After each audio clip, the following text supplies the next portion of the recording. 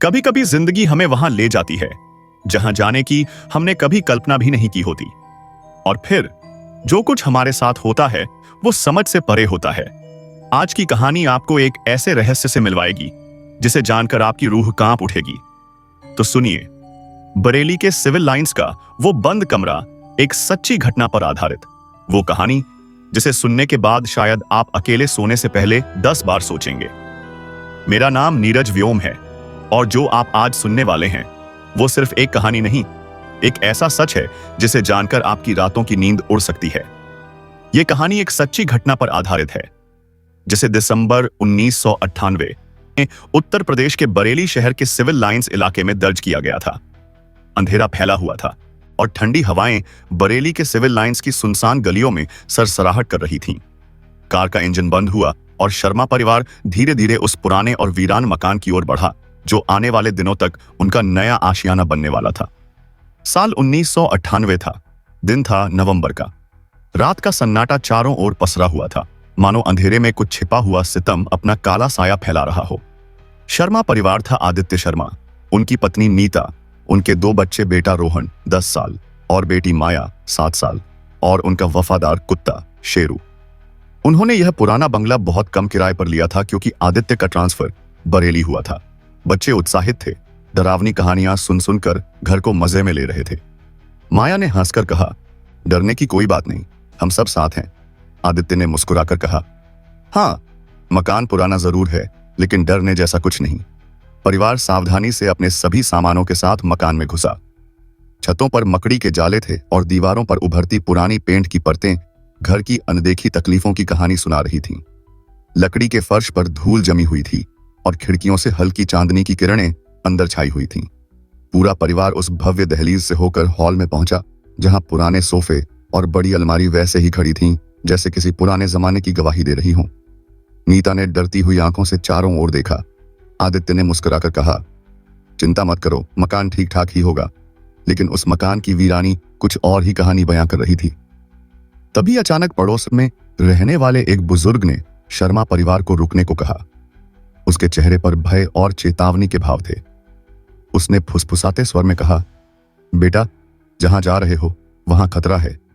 वह मकान सुनसान रहने के लिए ही तो है। वहां बहुत कुछ अजीब हुआ है। अब जो आगे होगा आपने कभी सोचा भी नहीं होगा।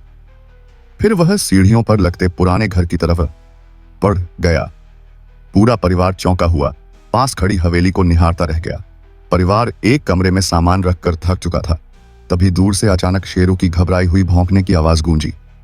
आदित्य पलटा और देखा कि शेरू बैठक के दरवाजे के पास खड़ा है और चिंतित निगाहों से बंद कोठरी की ओर देख रहा है। माया कांप उठी और मम्मी के पीछे छिप गई। आदित्य ने शेरू को समझाया, अरे शेरू, चुप हो जा, वहां कुछ नहीं है। लेकिन शेरू खिड़की की तरफ गुर्राया और फिर बैठ गया। पूरा परिवार हैरत और डर से कांप उठा। नीता ने बच्चों को बुलाकर बिजली मीटर की ओर भागकर स्विच चालू किया, लेकिन अचानक घर की लाइट चली गई। पूरी तरह अंधेरे में वे सिमट गए। हवा का एक तेज झोंका दरवाजे से टकराया जिससे दरवाजे ने झन से आवाज दी। माया चीख पड़ी, मां, दरवाजा अपने आप बंद हो गया। आदित्य भागकर दरवाजा फिर से खोल गया, लेकिन तब तक शेरू दीवार से चिपटकर कांप रहा था। वह नहीं जानता था कि उसके सामने क्या है। सुबह हुई, लेकिन उस रात का सन्नाटा कोई भूल नहीं पाया था। नीता ने नींद में खौफनाक सपना देखा था। काली सजल आंखों वाली एक औरत उसे खून सने हाथ फैलाकर बुला रही थी और एक मासूम बच्चा मदद के लिए चीख रहा था। नींद खुलते ही नीता चौंक कर जाग गई। आदित्य ने उसे समझाया और बोला, यह सब बस रात के सपने थे, सच नहीं है।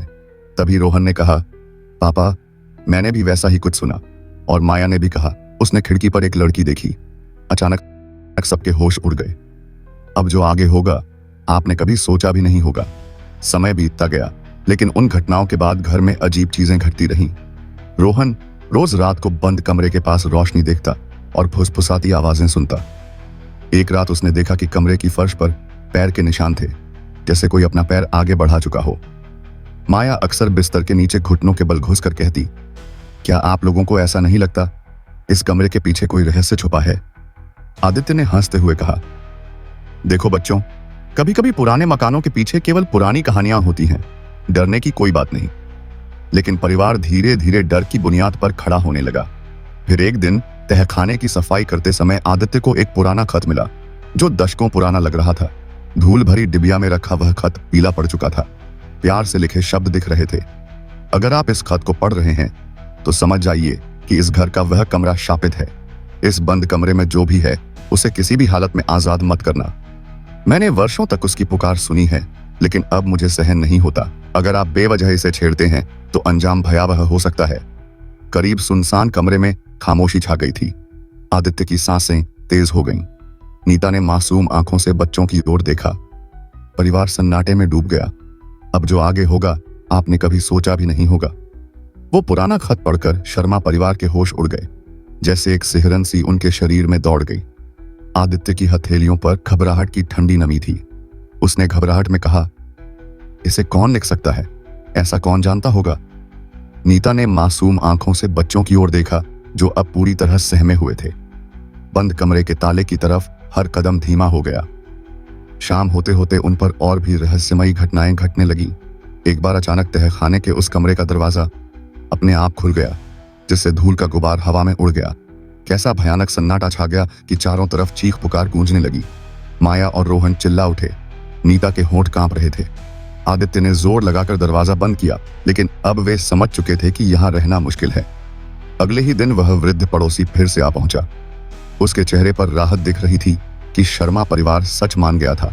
उसने कहा, बेटा, मैंने सुना है इसी इलाके के एक संत ने बताया था कि ऐसी घटनाओं को रोकने के लिए तांत्रिक की मदद चाहिए। तुम्हें भी उससे ही सहायता लेनी चाहिए। उसने रामगढ़ खंडवा चौकी के पास स्थित एक ज्ञानी बाबा पंडित गोपाल दास का नाम बताया, जो इस रहस्यमयी शक्ति से निपट सकते हैं। तांत्रिक बाबा का नाम था पंडित गोपाल दास।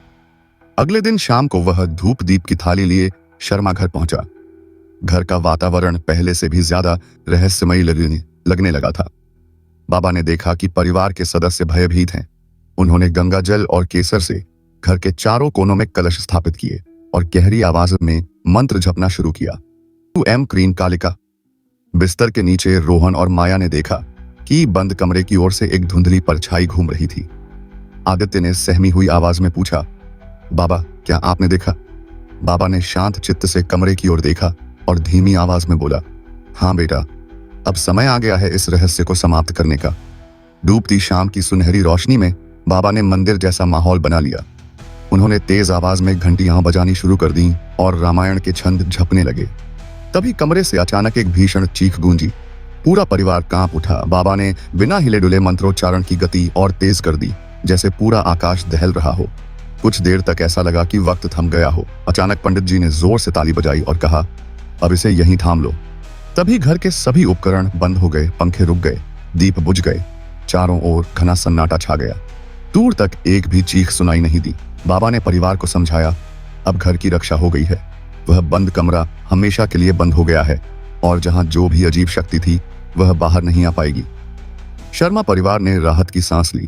फिर भी उनकी आंखों में डर की एक हल्की परछाई बची हुई थी। पंडित गोपाल दास ने जाते हुए कहा, ध्यान रखना, हर अंधेरी चीज हमेशा अंधेरी नहीं रहती। जो हुआ बस उसकी शुरुआत भर थी। सचमुच उनके जाने के बाद भी उस बंद कमरे की चादर यूं ही दबी रही। शर्मा परिवार ने अपने अनुभवों को पीछे छोड़ने का फैसला किया।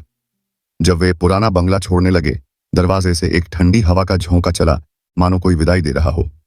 क्या आप सोच सकते हैं उस बंद कमरे के पीछे छिपा सत्य क्या था? ये थी बरेली के सिविल लाइंस का वो बंद कमरा। पर क्या यह कहानी यहीं खत्म होती है, या फिर उस कमरे की दीवारों में अब भी कोई रहस्य दफन है जो कभी फिर से बाहर आएगा? शायद ये जवाब कभी ना मिले, या शायद अगली कहानी में। अगर आप ऐसी ही डरावनी, सच्ची और रहस्य भरी कहानियां सुनना चाहते हैं तो चैनल को अभी सब्सक्राइब करें, क्योंकि अगली कहानी शायद आपके शहर की हो। मैं हूं नीरज व्योम और फिर मिलूंगा एक और रहस्य के साथ बहुत जल्द।